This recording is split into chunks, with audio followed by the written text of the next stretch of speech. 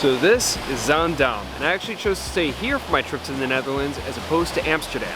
There are a number of reasons why I chose to have my stay here as opposed to Amsterdam, but after having spent almost 2 weeks here, glad to say I did. For one thing, with regards to hotels, they're so much cheaper here in Zaandam as opposed to Amsterdam. I'm staying at the easyHotel, and for the most part, it's decent. My room was small and sparse, but at the same time, it was clean and modern. The bed was comfy, and the Wi-Fi was solid. While I've certainly stayed in nicer establishments, easyHotel Zaandam offering suited me just fine.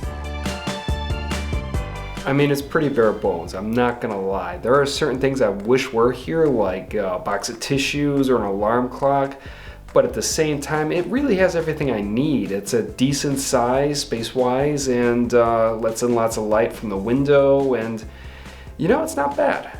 Plus, I'm the type of person who only uses a hotel room just to sleep and have a place to put my stuff. When I visit an area, I want to be out and about. I want to see the city, not a hotel room. Luckily, it's extremely quick and easy to travel to Amsterdam from here in Zaandam. Less than a minute's walk from my accommodation was the Zaandam Railway Station. Both intercity and sprinter trains made frequent stops and took only about 12 minutes to reach Amsterdam Central.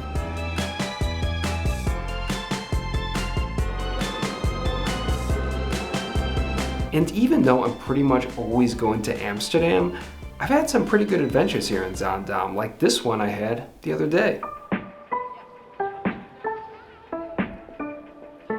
It's a dreary, gray, rainy day here in Zaandam, but before I head to Amsterdam today, there's a unique facet of this Dutch town that I want to explore. There's a small Russian history connection here that I gotta check out.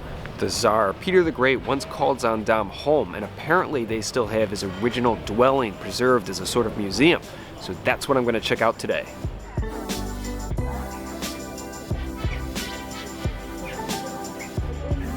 A minute into my mission, I've already become distracted. I've discovered this sort of market, so I'm going to check this out first.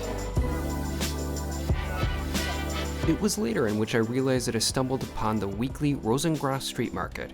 There is a decent variety of goods for sale, ranging from fresh produce, meat, bread, and more.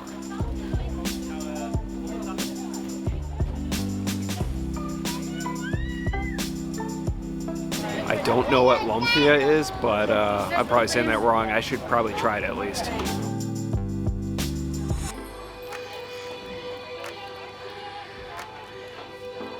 Yeah, it's really good. Just like an egg roll though, but it's a bit thinner wrapper, a bit longer. I think it's just filled with vegetables though, but I really like it. It's a good snack.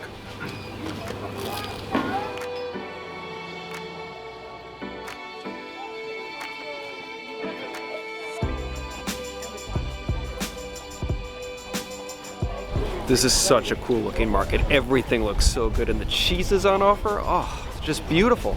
Plus, this place seems so much less touristy compared to everything I've seen in Amsterdam for the past week. This seems more of like a local spot. I've also decided that since I don't have any solid lunch plans in Amsterdam, that I should just have lunch here. I mean, I already started with my Vietnamese snack. I should continue that. Anyways, Peter the Great will have to wait.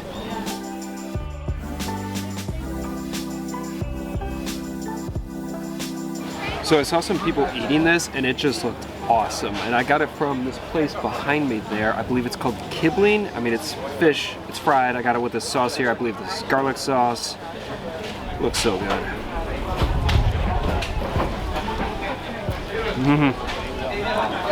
That was awesome. The batter around this is so flavorful. Fish, nice and soft. Nice crunch, not too strong, but nice and light. Oh, it is really good. Only €6.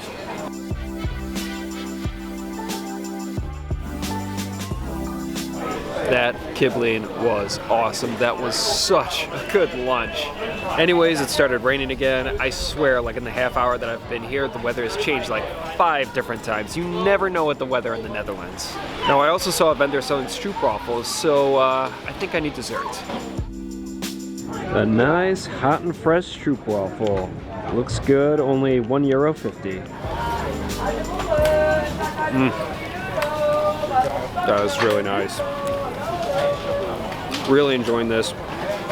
Nice, soft, fresh, good flavor. Solid stroopwafel. I really enjoyed my sort of market side quest. The atmosphere there was awesome, the food was super good, and I just love random adventures like that. But I was there so long, I had to go back to my hotel room for a bathroom break. But anyways, I'm out and about again, and I'm all about Peter the Great.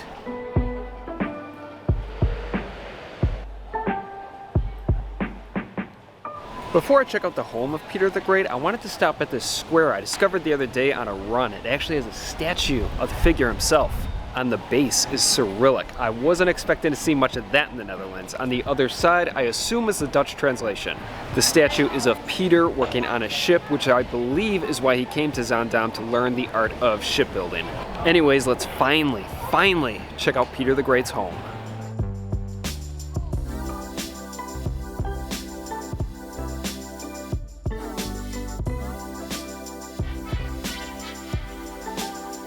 Eventually, I made it to the building that contained Peter the Great's Zaandam home.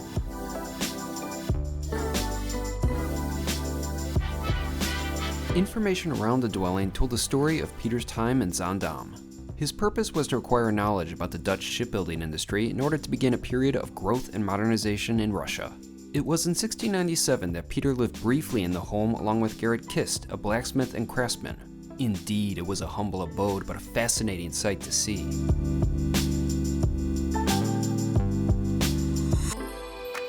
One of the door frames is pretty low here. I gotta watch your head. It's super tiny in here, but you know, it's still bigger than my New York City apartment, that's for sure. So that was pretty interesting. It was a quick but fascinating walkthrough. It's not something that I would ever have imagined that I would be doing coming here to the Netherlands, but that just goes to show the rich and varied history of this country. Anyways, before coming here, I really didn't know too much about Peter the Great other than hearing his name. So I did learn a bit about him, and this was just an interesting attraction to see. I'm glad I paid a visit.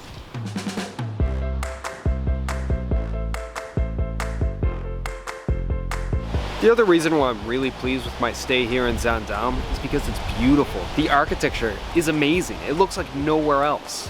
The area of Zaandam where I had my stay took its inspiration from traditional houses of the region. As a result, Zaandam has a very distinctive and beautiful look.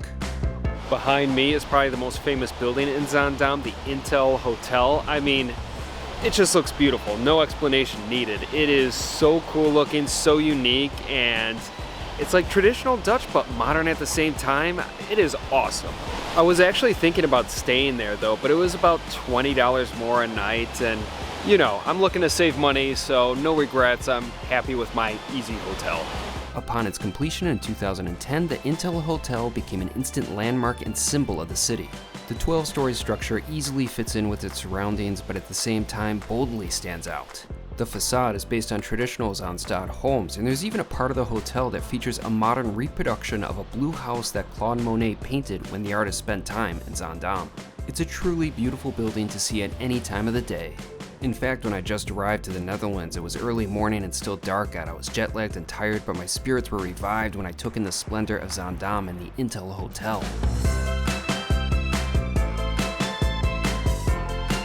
Food-wise, I mainly ate in Amsterdam, but Zaandam certainly has a variety of restaurants, although on my first day in the city, I didn't take advantage of that as I got takeout from a McDonald's. Frankly, I was just too jet-lagged to give a damn, but I did get a dinner of items that were mostly unavailable in the US, and I enjoyed it. And fun fact, it was in Zaandam that the first McDonald's of Europe opened in 1971.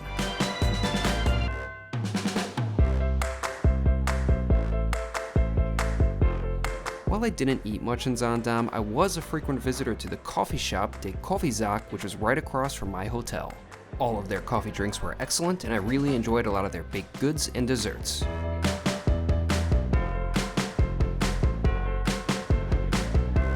It was a great spot to do some reading and start my day.